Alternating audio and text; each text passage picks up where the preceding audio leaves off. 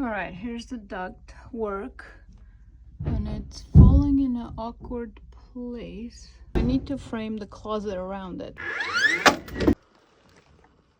Underneath the floor, I framed this so that I can frame the closet. It's probably not necessary. All that under the crawl space framing was so that I can frame walls around this.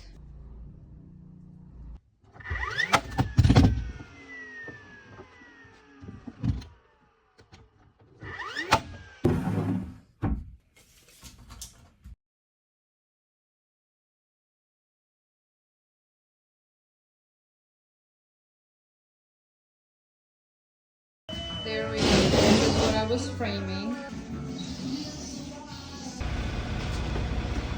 I had not seen drywall this big, actually.